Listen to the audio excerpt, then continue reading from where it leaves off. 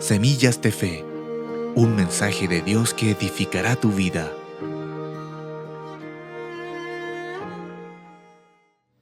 Hola, Dios te bendiga. Mi nombre es Jonathan David Sánchez Mancilla y soy servidor de la Iglesia del Centro Cristiano Internacional. Sirvo en las áreas de discipulado, también en video y también muchas veces sirviendo en aseo y en muchas otras áreas también me ha tocado servir, el privilegio. Hoy me ha tocado la bendición de poder compartir la palabra del Señor y es una dicha para mí. Quisiera comenzar con una oración. Señor Jesús, santo es tu nombre, Señor. Gracias por tu misericordia, Señor, y por tu paz. Señor, oro, Señor, para que, Señor, la palabra, Señor, que salga de mi boca sea conforme a ti, Señor. Señor, puedas obrar tú, Señor, y, Señor, tú partir el pan, Señor, para nosotros, Señor. Señor Jesús, gracias por tu gracia y por tu misericordia, Señor. Te entregamos este momento, Señor, en el nombre de Jesús. Amén. ¿Sabes? Me gustaría hoy hablar del Salmo 19. El Salmo 19 habla sobre el Señor. Le voy a dar lectura en la traducción Palabra de Dios para Todos. Dice: los cielos cuentan la gloria de Dios y el firmamento declara lo que sus manos han hecho. Un día le cuenta a otro este mensaje y cada noche a la siguiente. No se escucha ni lenguaje ni palabras, ni se emite una voz que podamos oír. Sin embargo, su voz atraviesa el mundo entero, sus palabras llegan al último rincón de la tierra. Dios le ha dado el sol al cielo como hogar, y como cuando sale un novio de la alcoba nupcial, o como cuando una atlética se dispone a recorrer su camino, así sale feliz el sol para hacer su recorrido. Comienza su carrera de un punto en el cielo, en un punto del cielo, y hace todo su recorrido hasta llegar al final. Nada en la tierra puede escapar de su calor. Bueno, la primera parte de este salmo hablan de Dios como el hacedor de la creación. Él es el creador de la creación. Nadie a Dios lo formó. Él es desde eternidad hasta eternidad. ¿Sabes? Muchas culturas hablan como de Dios como un astro, como el sol, como algo así. Expresan sus deidades en muchas de estas formas de creación. Pero la palabra de Dios dice que los cielos cuentan la gloria de Dios. El firmamento anuncia las obras de sus manos. Entonces, lo bueno de nuestro Dios, lo que tenemos toda esta fe, es que a nadie Dios lo ha creado. Él es el creador de la creación. Él es el hacedor. En el versículo cuando habla del sol, que dice que Dios le dio al sol el cielo como hogar, y como un novio que sale de la alcoba nupcial, así sale el sol a hacer su recorrido. ¿Sabes? Muchas en la Biblia Dios dicen que Jesús es el sol de justicia, pero no es porque digamos Jesús sea el sol propiamente tal, sino más bien que tal como es el sol, como irradia y como la tierra se llena del calor, sale de día, de noche, están las estaciones. Así es la justicia de Dios que irradia. Nadie se puede esconder de la justicia. El sol sale sobre justos e injustos, sobre todas las personas de la tierra. Esa es como una diferencia, digamos, ante que el Dios, cuando hablamos de nuestro Dios o hablamos de Dios, de Jesús, es que Él es el creador de la creación. Él es el hacedor. Hoy quisiera compartir con ustedes el mensaje que le he llamado el consejo del hacedor. Trata, digamos, de qué palabras o cuáles son las enseñanzas o cuál es el diálogo que Dios quiere permanecer con nosotros, sostener con nosotros, siendo Él el creador de la creación, siendo un Dios que Él ha hecho los cielos y la tierra. A veces uno no cabe, o no, digamos, por decirlo así, ¿cómo decirlo? Digamos, no cabe en cuenta de todo lo que es. Yo, por ejemplo, no he conocido muchas partes del mundo, pero con solo ver el cielo, ver un cielo estrellado, ver las hojas de otoño, ver el verano, todas las estaciones, todo lo que hemos vivido, no hay excusa para darse cuenta y darse cuenta que lo que está escrito en la Biblia lo ha hecho Dios. ¿Sabes? En Romanos es otra carta de la que habla sobre la creación. Entonces, no hay como una excusa, un pero si yo me pongo a pensar quién hizo esto. La Biblia habla que es un libro de la antigüedad. Bueno, muchos manuscritos se han recopilado en sí. El salmista, quiero decir que es un libro, ¿verdad? Un libro probado, no sé. Entonces, el salmista escribió esto hace muchas edades y se dio cuenta de que los cielos cuentan la gloria de Dios y el firmamento anuncia las obras de sus manos. ¿Qué consejo tiene el hacedor que hizo el cielo y la tierra? ¿O qué diálogo quiere sostener con uno? Digamos, ¿cuáles son sus palabras? Dice, el versículo 7 dice la enseñanza del Señor. Versículo 7 dice, la enseñanza del Señor es perfecta, la ley del Señor es perfecta, da calor al alma, la palabra del Señor es confiable. Ayuda a los ignorantes a volverse sabios. Las leyes de Dios son justas, hacen feliz a la gente. Los mandamientos del Señor son buenos y le muestran a la gente el camino correcto a seguir. David se da cuenta, según las instrucciones judías, las instrucciones de la Torá, de todas las palabras de Dios, de los mandamientos que habían a hacer, que era confiable y que ayudaba a toda persona ignorante a volverse sabia. También escribió en el Salmo 1, digamos, que bienaventurado el varón que no anduvo en consejo de malos, ni en silla de escarnecedores asentados, sino que la ley del Señor está su delicia, y en la cual puede meditar de día y de noche. También habla, el versículo 2 dice, las leyes de Dios son justas, hacen feliz a la gente. Entonces, también David habla y dice que obedecer la palabra de Dios hace feliz. Obedecer la creación de Dios me hace sabio, más inteligente. Porque así como Dios hace cielos hermosos y crea una creación preciosa, así mismo sus palabras son buenas para uno.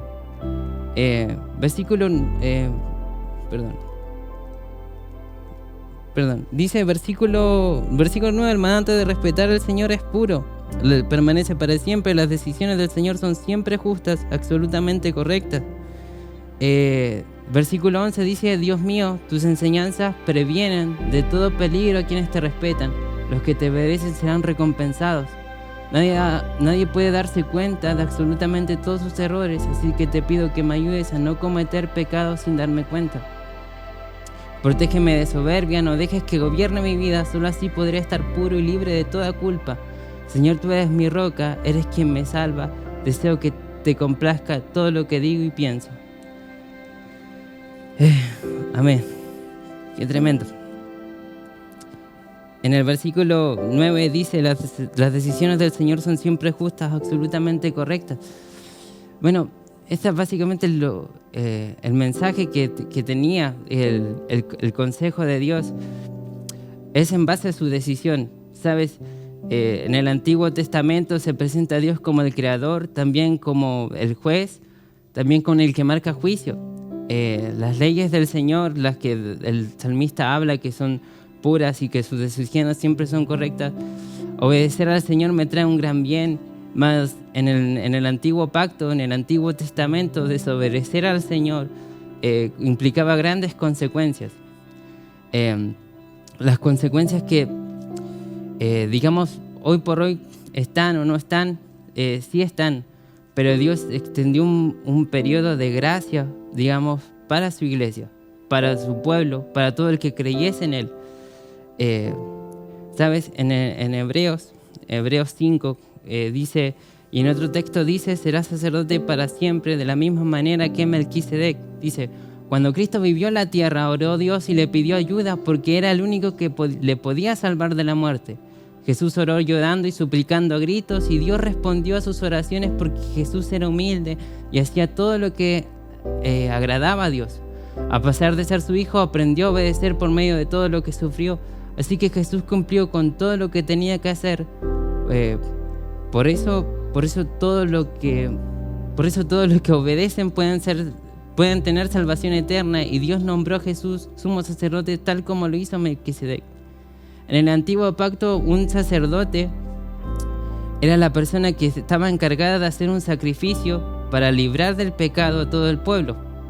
El sacerdote era un hombre, en el mismo capítulo 5 de Hebreos habla del sacerdote de un hombre igual que las otras personas, con las mismas debilidades, con los mismos pecados, los mismos errores, y él era el mismo que tenía que escoger el mejor cordero que se traía y sacrificarlo para perdón del pecado. Era un sacrificio de expiación para que se quitara el pecado. Eso se hacía una vez al año, si no mal recuerdo, espero no estar mal. Pero el hecho es que se hacía un sacrificio. Pero el hombre era imperfecto, era un sacerdote imperfecto. El cambio que Dios hace del antiguo pacto al nuevo pacto, del antiguo testamento al nuevo testamento es Jesús. Es que el Señor se hace personal. Él vino a habitar con nosotros. En esa parte, cuando yo hablo de las decisiones del Señor son siempre justas, la mayor decisión del Señor, la mayor decisión justa, más que ahora que enfocarse que si era justo el juicio de Dios en el antiguo o es justo ahora las cosas, las maldades que pasan, es fijarnos bien en la decisión que Dios tiene o la decisión que Dios ha hecho por su Hijo, de dar a su Hijo en sacrificio. Ese es el mensaje de la fe cristiana, digamos. Que siendo un pecadores, Cristo murió por nosotros. Que el Rey de Reyes, digamos, que todas las leyes que el ser humano no pudo cumplir en el antiguo pacto, que aún David, que digamos que escribe estos salmos, después le costó mucho, digamos, obedecer a estas palabras. Tuvo aciertos y desaciertos como cada ser humano en la Biblia, eso quiero decir. Tuvo errores, pecados, como quizás cada uno de nosotros, como cada uno de nosotros en realidad. Como el sumo sacerdote que dice en Hebreos, ¿no? Que él también tenía que expiar los pecados del pueblo, tenía que hacer ese sacrificio, él igual era imperfecto. Más en eso cambia, ahí está el cambio, que Dios, digamos, da a su Hijo, el que sí podía cumplir con todas las palabras. Yo creo que Jesús hizo muy inteligente a personas muy ignorantes, incluyéndome. Porque sus palabras hacen sabio a la gente sencilla, hacen sabio a la gente ignorante, quizás con no muchos estudios, sino que sus mismas palabras, digamos, tienen su sabiduría. Sus mismas palabras son miel al paladar, hacen bien. Entonces ese es el mensaje. Dios mismo aprendió obediencia, Jesús mismo aprendió, digamos, a obedecer y rogaba al Señor con ruegos y súplicas para que a ver si Dios lo podía librar del castigo, pero Dios dice, Jesús, Dios, el Señor, que si fuese por Él que pasara de Él esa copa, pero que no sea la voluntad sino la del Padre. Okay. En Jeremías, capítulo 18, Jeremías en un contexto igual, digamos, al que estoy presentando, al que se presenta, digamos, de la humanidad, es el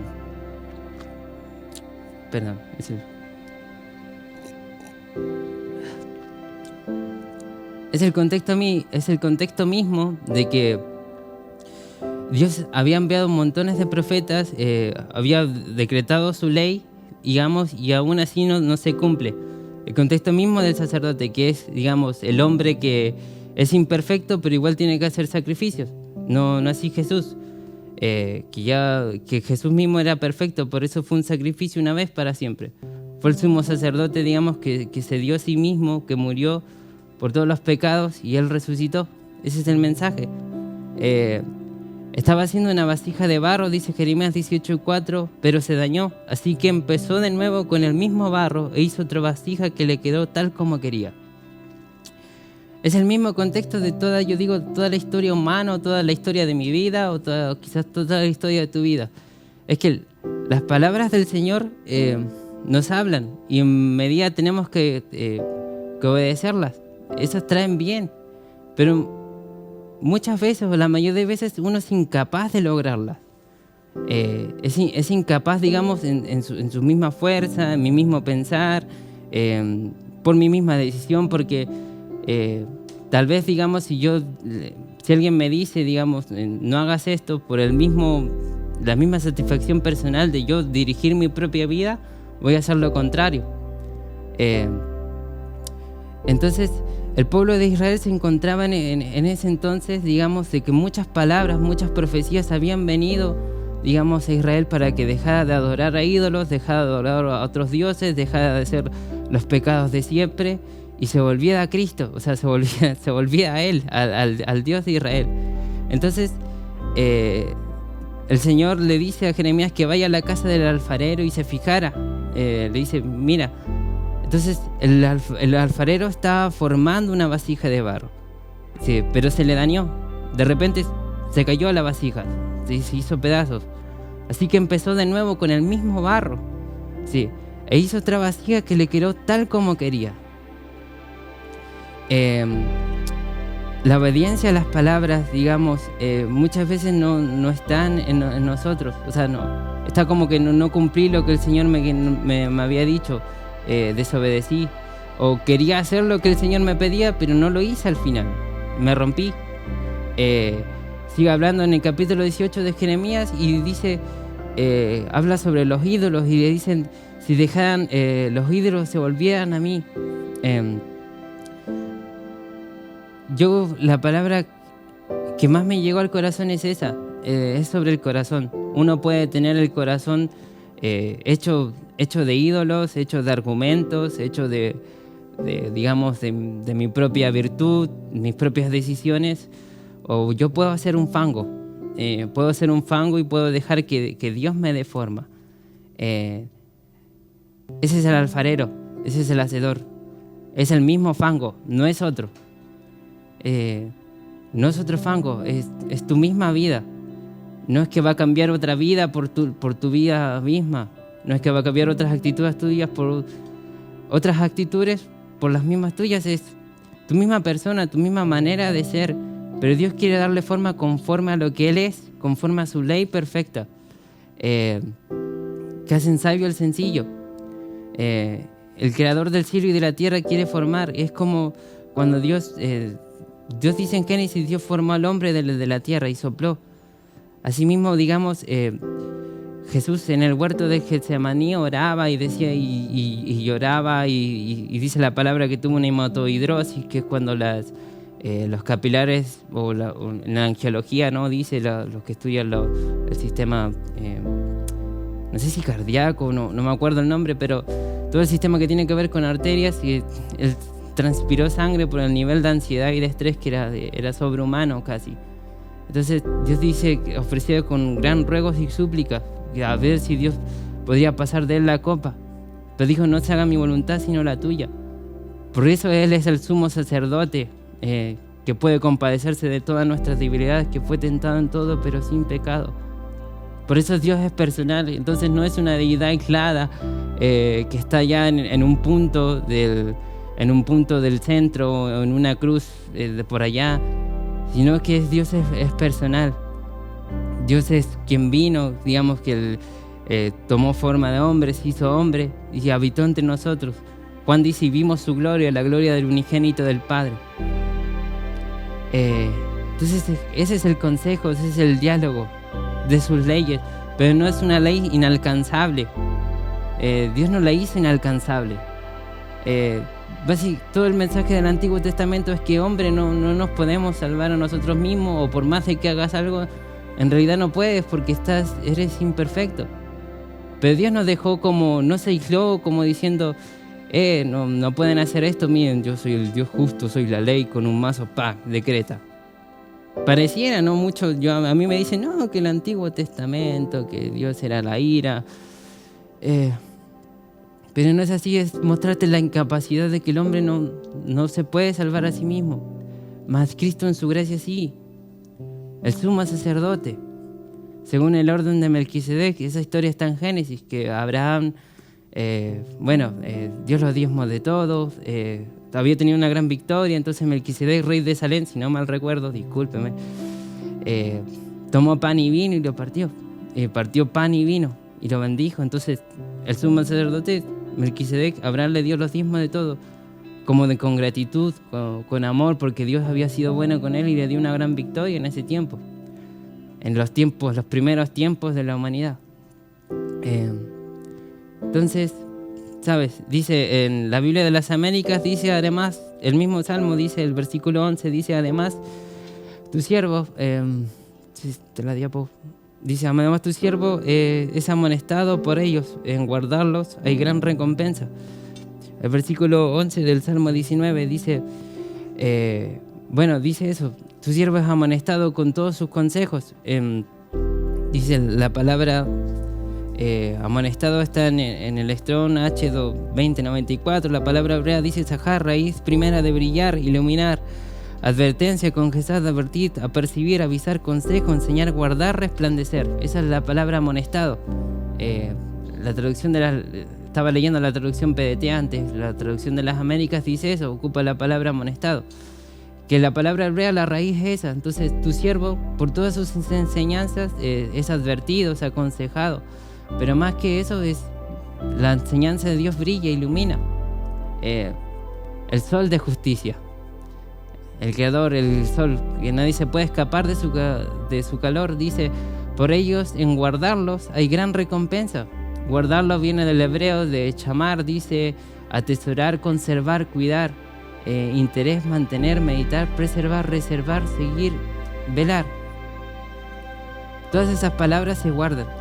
Ahora no como instrucciones, sino como un consejo, como darme cuenta de quién era el que me estaba formando, de quién era el que puso las manos en el barro, y como como dice Hebreos, como dice la palabra en Juan 17, que Jesús lloró.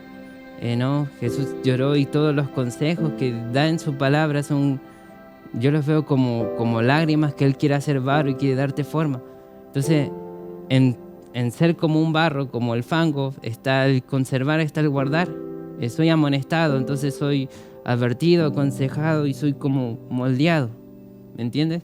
Entonces el barrio me está aconsejando. Y en guardarlos es que no genero un ídolo en mi corazón. No genero dureza en mi corazón, sino que lo guardo. Soy conservado, lo considero, lo cuido, entonces cuido sus palabras. Entonces Él me está dando forma. El que comenzó la buena obra será fiel en terminarla, entonces Él me está dando forma. Espero que me hayan podido seguir la idea, si no... dice, Dios mío, el último versículo dice, Dios mío, tus enseñanzas previenen de todo peligro a quienes te respetan. Los que te obedecen serán recompensados. Este era el mismo versículo de antes.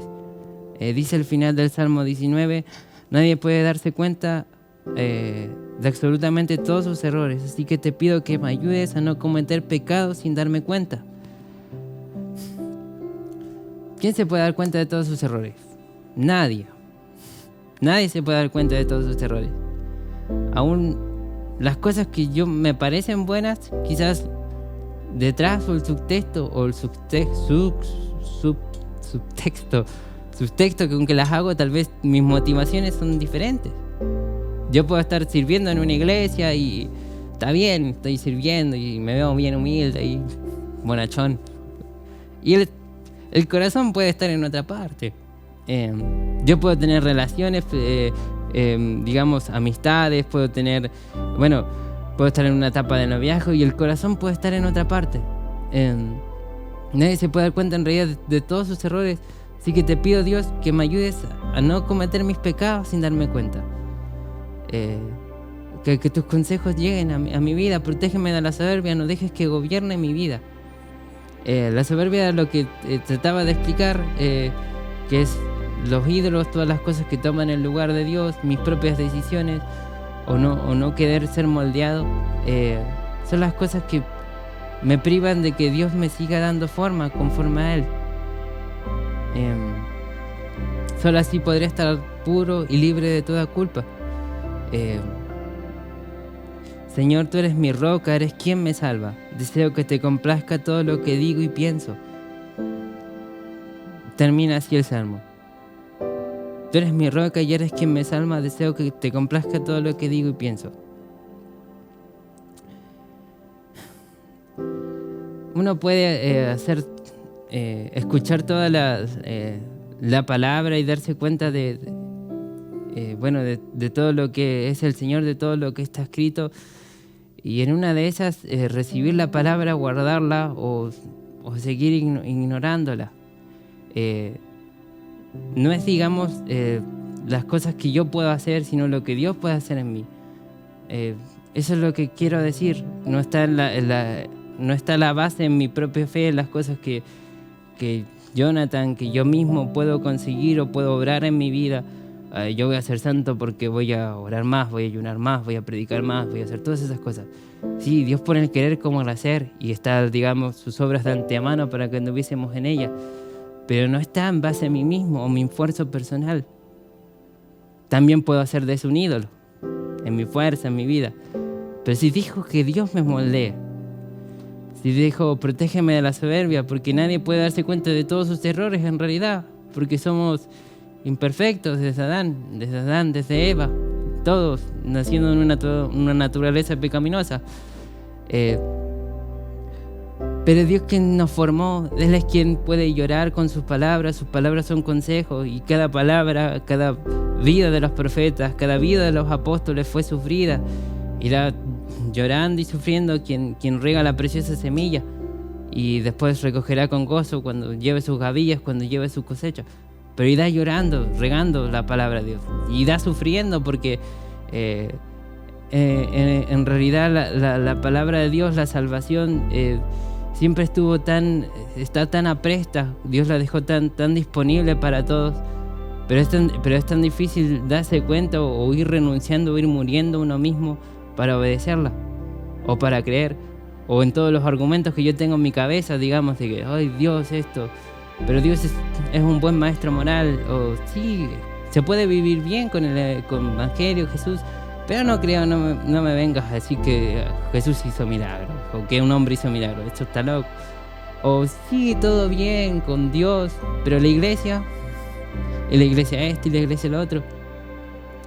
En realidad el diálogo, el consejo que Dios quiere mantener contigo, o la relación que Dios quiere empezar contigo, es con Él primeramente.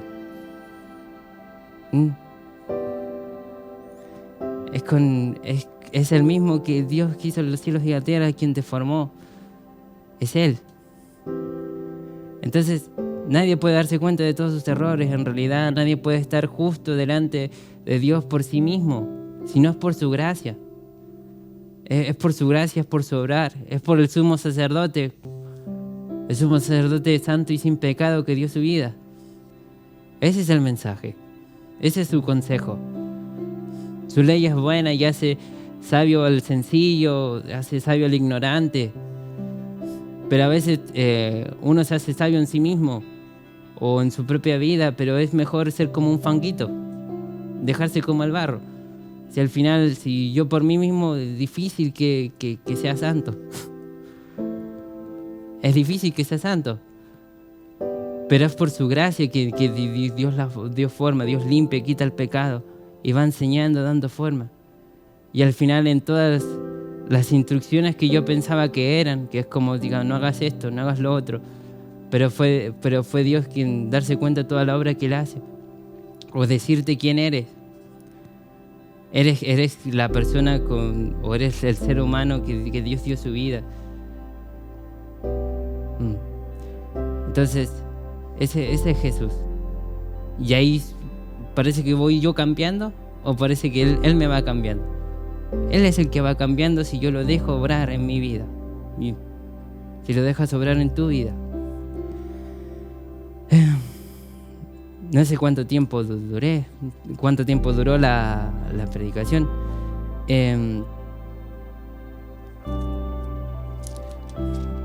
Dice, bueno, en el versículo dice, todo sumo sacerdote, lo último para reforzar, dice, Hebreos 5, dice, todo sumo sacerdote es escogido de entre los hombres. Este sacerdote está encargado de ayudar al pueblo en su servicio a Dios, haciendo ofrendas y sacrificios por los pecados. Él es un hombre débil como los demás, por eso es comprensivo con los que pecan por ignorancia. El sumo sacerdote ofrece sacrificios por los pecados de la gente, pero como él también tiene debilidades, tiene que ofrecer sacrificios por sus propios pecados. Es un honor ser un sumo sacerdote, pero nadie elige por sí mismo este trabajo, sino que tiene que ser llamado por Dios, tal como fue llamado Aarón. Lo mismo sucede con Cristo. No fue Él, sino Dios, quien le dio el honor de ser sumo sacerdote. Dios le dijo: tú eres mi hijo, hoy me he convertido en tu padre. Y en otro texto dice: serás sacerdote para siempre, tal como fue Melquisedec. Cuando Cristo vivió en la tierra, oró a Dios y le pidió ayuda porque era el único que lo podía salvar de la muerte. Jesús oró llorando y suplicando a gritos, y Dios respondió a sus oraciones porque Jesús era humilde y hacía todo lo que agradaba a Dios. A pesar de ser su hijo, aprendió a obedecer por medio de todo lo que sufrió. Así que Jesús cumplió con todo lo que tenía que hacer. Por eso todos los que le obedecen pueden tener salvación eterna, y Dios lo nombró sumo sacerdote, tal como hizo con Melquisedec. Las palabras que Dios dice son espíritu y son vida, y creen en Él hay salvación y vida eterna. El pueblo de Israel, volviendo a Jeremías, llenó una copa de ira, desobedeció tanto, y tantas profecías, tantas cosas dichas, y es cuando la maldad ya no da más y Dios juzga. El ser humano puede ir y hacer y no se da cuenta. Una copa de la ira la bebió Dios por nosotros para darnos salvación. Y Él, una vez abierto ese camino, y Jesús habiendo dado su vida, no se puede seguir llenando esa copa para que Dios un momento haga así, ¡pum! Y la desobediencia trae como consecuencia la muerte. La paga del pecado es la muerte, la dádiva de Dios es vida eterna.